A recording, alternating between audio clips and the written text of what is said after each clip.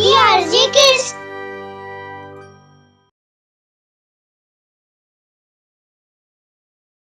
વાર્તા ચાલાક વાંદરો.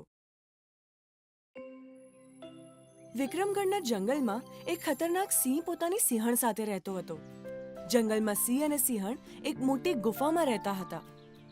જંગલના બધા નાના મોટા પ્રાણીઓ સિંહથી બહુ જ ડરતા હતા.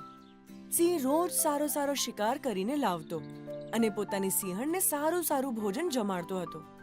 એક દિવસ સિંહણ સિંહને કહે છે, સાંભળો છો, ઘણા દિવસથી મને મારી માની યાદ આવી રહી છે. મારે મારી મા પાસે જવું છે, તો આજે તમે મને મારી માના ઘરે મૂકીને જાવો. ઠીક છે જી, આપણે સાંજે જ તારી મમ્મીના ઘરે જઈશું. હું પણ થોડાક મહિના તારી સાથે ત્યાં જ રહીશ. ઠીક છે, હું જવાની તૈયારી શરૂ કરી દઉં છું. વિક્રમગઢના જંગલથી દૂર હલ્દી ઘાટીના જંગલમાં સિંહણની મમ્મીનું ઘર હતું. સિંહ અને સિંહણ જવાની તૈયારી કરવા લાગે છે. બીજી બાજુ વિક્રમગઢના જંગલમાં એક વાંદરો પોતાની વાંદરી ચમેલી અને પોતાના નાનકડા દીકરાની સાથે ઝાડ પર રહેતો હતો. વાંદરો છુપાઈને સિંહ અને સિંહણની બધી વાતો સાંભળી લે છે અને ખુશીથી કૂદતા ચમેલીની પાસે જઈને કહે છે, સાંભળ ચમેલી, એ ખુશીના સમાચાર છે. હું ત્યાર સુધી તમારી એક પણ વાત નથી સાંભળવાની જ્યાર સુધી આપણા રહેવા માટે પાકા ઘરની વ્યવસ્થા નથી થતી. વરસાદ શરૂ થવાનો છે અને તમને તો અમારી કોઈ ચિંતા જ નથી. આખો દિવસ આ જંગલમાં એક ઝાડથી બીજા ઝાડ પર કૂદ્યા રાખો છો. હું વરસાદમાં આ નાનકડા દીકરાને ઉપાડીને આટલા મોટા જંગલમાં ક્યાં ફરીશ? અરે, પાકા ઘરની વ્યવસ્થા થઈ ગઈ છે. શું? ક્યાં થઈ છે ઘરની વ્યવસ્થા? સિંહની ગુફામાં. તમારું તો મગજ જ ખરાબ થઈ ગયું છે. સિંહની ગુફામાં આપણે કેવી રીતે રહી શકીએ? એ તો આપણને ખાઈ જશે. સિંહ અને સિંહણ થોડા મહિના માટે આ જંગલને છોડીને દૂર પોતાની મમ્મીની ઘરે હલ્દી ઘાટીના જંગલમાં જઈ રહ્યા છે. વરસાદ પતી ગયા પછી જ પાછા આવશે. ક્યારે જઈ રહ્યા છે સિંહ અને સિંહણ? આજે સાંજે જ બંને જઈ રહ્યા છે. મેં મારા કાનેથી સાંભળ્યું છે. સાંભળો જી, જો કોઈ દિવસ સિંહ અચાનક આવી જશે તો શું કરશું? એના માટે મારી પાસે એક ઉપાય છે. શું ઉપાય છે? કહો તો જરા. તારો કાન અહીંયા કર. એ ઉપાય તારા કાનમાં જ કહીશ. ચમેલી પોતાનો કાન વાંદરાની પાસે લઈ જાય છે. વાંદરો ચમેલીના કાનમાં કંઈક કહે છે. ચમેલી સાંભળીને ખુશ થઈ જાય છે. અરે વાહ મારા વાંદરા, આ તો બહુ જ સરસ ઉપાય છે. હવે આપણે સિંહની ગુફામાં આરામથી રહી શકીએ છીએ. સિંહ સિંહણ જંગલ છોડીને જતા રહે છે. વાંદરો સિંહની ગુફામાં રહેવાનું શરૂ કરી દે છે. સિંહને જંગલમાં ન હોવાના કારણે બધા પ્રાણીઓ ખૂબ જ ખુશ છે. બધા જ પ્રાણીઓ અને પક્ષીઓ ખુશીથી જાતના મધુર અવાજો કાઢી રહ્યા છે, નાચી રહ્યા છે, વાંદરા સાથે વાતો પણ કરી રહ્યા છે. વાંદરા ભાઈ, હાલો પેરું ખાઓ. પોપટ કાય કરતો ઉડી જાય છે. ત્યાં જ હાથી શેરડી લઈને આવે છે. વાંદરા ભાઈ, આલો, શેરડી ખૂબ જ મીઠી છે. ધન્યવાદ હાથી ભાઈ. હાથી અવાજ કરતો જતો રહે છે. હાલો વાંદરા ભાઈ, તમારા અને દીકરા માટે લાલ ગાજર. વાંદરા ભાઈ, તમને તો બહુ જ સુંદર ઘર મળ્યું છે.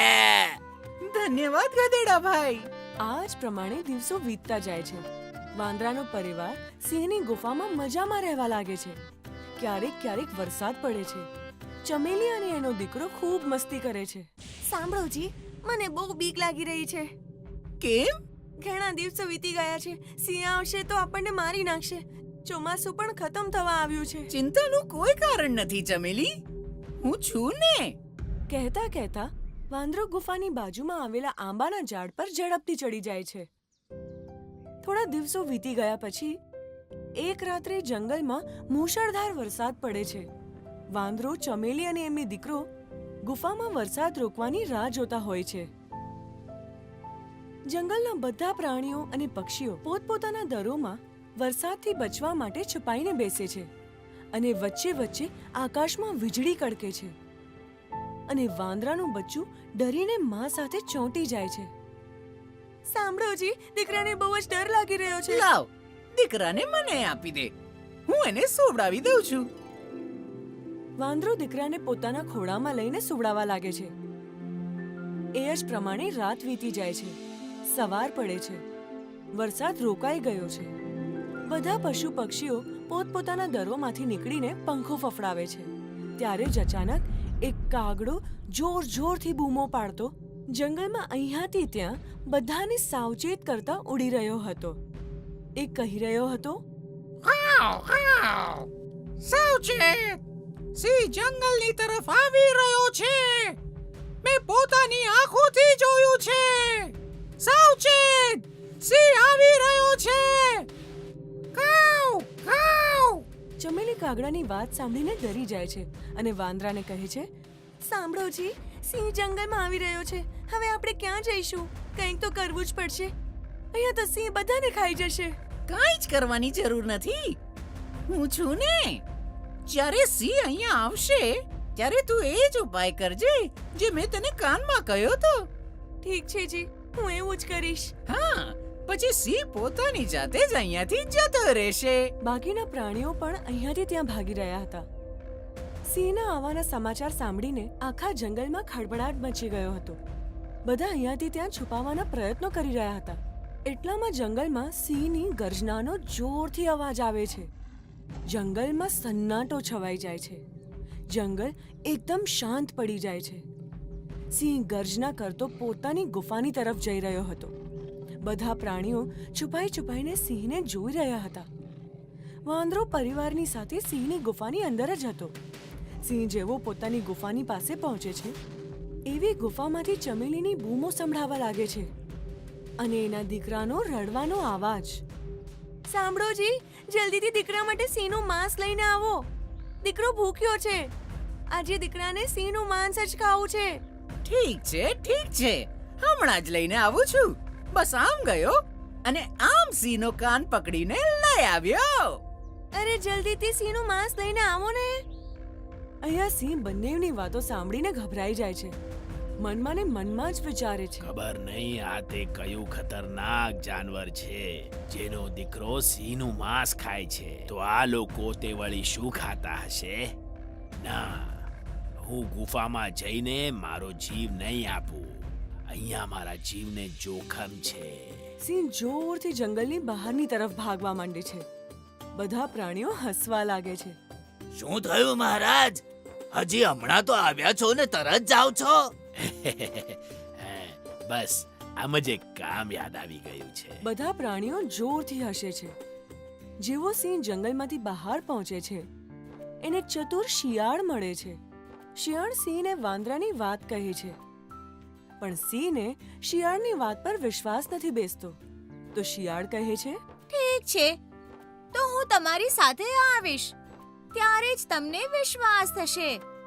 એટલા માટે હું મારી પૂંછડી તમારી પૂંછડી સાથે બાંધી દઉં છું. હા, આ ઠીક રહેશે.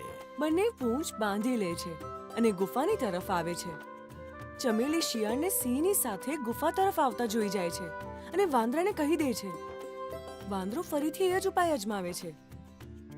સિંહ અને શિયાળના નજીક આવતા જ ચમેલી બૂમ પાડે છે, સાંભળો જી, હું મારા દીકરાને લઈને મારી ઘરે જઈ રહી છું. ત્યાં જ સિંહનું માંસ ખવડાવી દઈશ. થોડી રાહ જો. મેં શિયાળને મોકલી છે. એ સિંહને બાંધીને લાવતી જ હશે. સિંહ વાંદરાની વાત સાંભળીને શિયાળને ગુસ્સાથી જુએ છે. દગાબાજ શિયાળ મને મારવા માંગે છે? તું આ ખતરનાક પ્રાણી સાથે મળેલી છે. અને સિંહ બાંધેલી પૂંછ લઈને શિયાળને ઘસેડતા ત્યાંથી જીવ બચાવીને ભાગવા લાગે છે. નહીં મહારાજ, એવું કાંઈ નથી. આ વાંદરો બહુ ચાલાક છે. અરે ઊભા રહો, હું સાચું કહી રહી છું. ઊભા રહો. આ પ્રમાણે વાંદરાની ચતુરાઈના લીધે સિંહ હંમેશા માટે જંગલમાંથી બહાર જતો રહે છે અને જંગલમાં ફરીથી બધા પ્રાણીઓ ખુશીથી નાચગાન કરે છે. વાંદરો, ચમેલી અને દીકરો ખુશીથી સિંહની ગુફામાં રહેવા લાગે